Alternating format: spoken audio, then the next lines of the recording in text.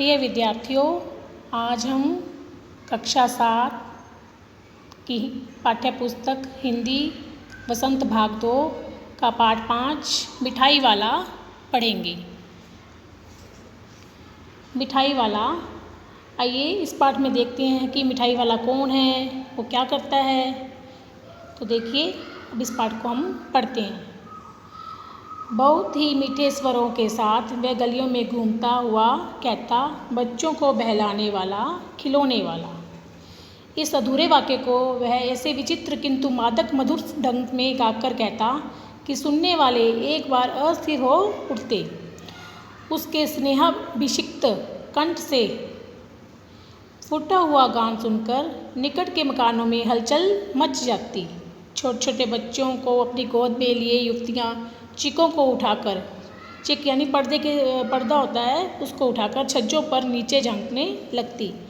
गलियों और उनके अंदर बने हुए यानी छोटे छोटे उद्यानों में खेलते और इठलाते हुए बच्चों का झुंड उसे घेर लेता और तब वह खिलौने वाला वहीं बैठकर खिलौने की पेटी खोल देता। बच्चे खिलौने देखकर पुलकित हो उठते। वे पैसे लाकर खिलौने का मोल भाव करने लगते। पूछते, इच का दाम क्या है? ओल इच का, यानी अपनी तोतली आवाज़ में उससे पूछते, ओल इच का। खिलौने वाला बच्चों को देखता और उनकी नन्ही नन्ही उंगलियों से पैसे ले लेता और बच्चों की इच्छा अनुसार उन्हें खिलौना दे देता। खिलौने लेकर फिर बच्चे उछलने कूदने लगते और तब फिर खिलौने वाला उसी प्रकार गाकर कहता, बच्चों को बहलाने वाला, खिलौने वाला। सागर की हिलोर की भांति उसका यह मादक गान गली भर के मकानों में इस ओर से उस ओर तक लहराता हुआ पहुंचता और खिलौने वाला आगे बढ़ जाता। राय विजय बहादुर के बच्चे भी एक दिन खिलौने लेकर घर आए। वे 2 बच्चे थे, चुन्नू और मुन्नू। चुन्नू जब खिलौने ले आया तो बोला, मेरा गोला कैचा चुंदल है, यानी मेरा गोला कितना सुंदर है। मुन्नू बोला, और देखो मेरा कैचा चुंदल है और मेरा कैसा सुंदर है। तो दोनों बच्चे इस प्रकार अपने अपने खिलौनों की तारीफ कर रहे हैं। दोनों अपने हाथी घोड़े लेकर घर भर में उछलने लगे। इन बच्चों की माँ रोहिणी कुछ देर तक खड़े खड़े उनका खेल निहारती रही। अंत में दोनों बच्चों को बुलाकर उसने पूछा, अरे ओ चुन्नू मुन्नू, ये खिलौने तुमने कितने में लिए हैं? मुन्नू बोला, 2 पैसे में। खिलौने वाला दे गया है। रोहिणी सोचने लगी, इतने सस्ते कैसे दे गया यह तो वही जाने, लेकिन दे ही गया है, इतना तो निश्चय है। एक जरा सी बात ठहरी, रोहिणी अपने काम में लग गई। फिर कभी उसे इस पर विचार करने की आवश्यकता भी भला क्यों पड़ती, यानी कि उसने आई जाई बात कर दी। 6 महीने बाद, अब कितने महीने बीत गए? 6 महीने। नगर भर में 2-4 दिनों से एक मुरली वाले के आने का समाचार फैल गया। लोग कहने लगे, भाई वाह, मुरली बजाने में वह एक ही उस्ताद है। मुरली बजाकर गाना सुनाकर वह मुरली बेचता भी है, सो भी 2-2 पैसे में। भला इसमें उसे क्या मिलता होगा? मेहनत भी तो आती होगी, यानी वो बहुत सस्ती मुरलियाँ बेच रहे, लोग कहते। एक व्यक्ति ने पूछ लिया, कैसा है वह मुरली वाला? मैंने तो उसे कभी नहीं देखा। उत्तर मिला, उम्र तो उसकी कोई अधिक नहीं, अभी 30-32 का होगा। दुबला पतला गोरा युवक है, बीकानेरी रंगीन साफा बांधता है। वही तो नहीं जो पहले खिलौने बेचा करता था? क्या वह पहले खिलौने भी बेचा करता था? अब 2 लोग आपस में बात कर रहे हैं कि वो मुरली वाला कैसा दिखता है। तो जब वो उसका हुलिया डुलिया बताता है तो एक दूसरा आदमी कहता है कि अरे ये तो वही लग रहा है जो शायद पहले खिलौने बेचा करता था।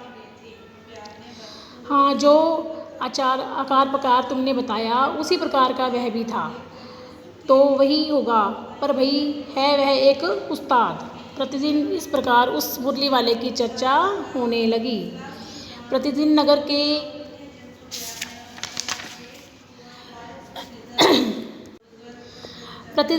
की प्रत्येक गली में उसका मादक मृदुल स्वर सुनाई पड़ता, बच्चों को बहलाने वाला, मुरलिया वाला। रोहिणी ने भी मुरली वाले का यह स्वर सुना। तुरंत ही उसे खिलौने वाले का स्मरण हो आया, यानी उसे खिलौने वाले की याद आ गई। वो भी इसी प्रकार से अपना खिलौने बेचा करता था। उसने मन ही मन कहा, खिलौने वाला भी इसी तरह गा कर खिलौने बेचा करता था। रोहिणी उठकर अपने पति विजय बाबू के पास गई। जरा उस मुरली वाले को बुलाओ तो चुन्नू मुन्नू के लिए ले लूँ, क्या पता यह फिर आए न आए वे भी जान पड़ता है पार्क में खेलने निकल गए हैं। विजय बाबू एक समाचार पत्र पढ़ रहे थे। उसी तरह उसे लिए हुए वे दरवाजे पर आकर मुरली वाले से बोले, क्यों भाई, किस तरह देते हो मुरली? किसी की टोपी गली में गिर पड़ी, किसी का जूता पार्क में छूट गया और किसी की सोथनी यानी पजामा ही ढीला होकर लटक गया। यानी कि बच्चे मुरली वाले की आवाज़ सुनकर भागे हुए आ रहे हैं। इस तरह दौड़ते हाँफते हुए बच्चों का झुंड आ पहुंचा।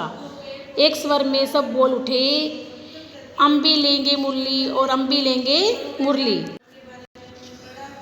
मुरली वाला हर्ष गदगद हो उठा, बोला, सबको देंगे भैया, लेकिन जरा रुको, ठहरो, एक एक को देने दो। अभी इतनी जल्दी हम कहीं लौटे थोड़ी जाएंगे, बेचने तो आई ही हैं और हैं भी इस समय मेरे पास एक दो नहीं, पूरी 57। हाँ बाबूजी, क्या पूछा था आपने? कितने में दी? दी तो वैसे 3 पैसे के हिसाब से है, पर आपको 2 पैसे में दे दूंगा। विजय बाबू भीतर बाहर दोनों रूपों से मुस्कुरा दिए। मन ही मन कहने लगे, कैसा है, देता तो सबको इसी भाव से है, पर मुझ पर उल्टा एहसान लाद रहा है। फिर बोले, तुम लोगों की झूठ बोलने की आदत होती है, देते होंगे सभी को 2 पैसे में, पर एहसान का बोझ मेरे ही ऊपर लाद रहे हो। यानी कि वो उनसे कहते हैं कि सभी को इसी रुपए में देते हो, लेकिन मेरे पे खास एहसान कर रहे हो जो मुझे इस रुपए में दोगे। मुरली वाला एकदम हतप्रभ सा हो गया, अप्रतिभ हो उठा। यानी कि वो भी आश्चर्यचकित हो गया कि इतनी सस्ती मिलने पर भी ये लोग ऐसा सोच रहे हैं। आपको क्या पता बाबूजी, इसकी असली की लागत क्या है? यह तो ग्राहकों का दस्तूर होता है कि दुकानदार चाहे हानि उठाकर ही चीज़ क्यों न बेचे, पर ग्राहक यही समझते हैं दुकानदार उन्हें लूट रहा है। आप भला काहे को विश्वास करेंगे? लेकिन सच पूछिए तो बाबूजी, असली दाम 2 ही पैसे है। आप कहीं से 2 पैसे में ये मुरली नहीं पा सकते। मैंने तो पूरी 1000 बनवाई हैं, तब मुझे इस भाव में पड़ी हैं। विजय बाबू बोले, अच्छा मुझे ज़्यादा वक्त नहीं, जल्दी से 2 निकाल दो, यानी 2 मुरलियाँ निकाल दो। 2 मुरलियाँ लेकर विजय बाबू फिर मकान के भीतर पहुँचे। मुरली वाला देर तक उन बच्चों के झुंड में मुरलियाँ बेचता रहा। उसके पास कई रंगों की मुरलियाँ थी। बच्चे जो रंग पसंद करते, मुरली वाला उसी रंग की मुरली निकाल देता। यह बड़ी अच्छी मुरली है, तुम यही ले लो बाबू। राजा बाबू, तुम्हारे लायक तो ये तो बस यही है। हाँ भैया, तुम्हें वही देंगे, ये लो, तुमको वैसी ना चाहिए। यानी कि वो बच्चों जैसे बच्चे कहते वह उसी प्रकार से उनको उसी रंग की उसी प्रकार की मुरली निकाल कर दे देता। नारंगी रंग की, अच्छा वही लो, ले आए पैसे, अच्छा ये लो, तुम्हारे लिए मैंने पहले ही निकाल कर रखी है। तुमको पैसे नहीं मिले, तुमने अम्मा से ठीक से मांगे नहीं होंगे। धोती पकड़कर पैरों में लिपट कर अम्मा से पैसे मांगे जाते हैं बाबू। हाँ फिर जाओ, अब की बार मिल जाएंगे। दोनी है तो क्या हुआ, ये लो पैसे वापस लो। ठीक हो गया ना हिसाब? मिल गए पैसे? देखो मैंने एक तरकीब बताई। अच्छा अब तो किसी को नहीं लेना है, सब ले चुके।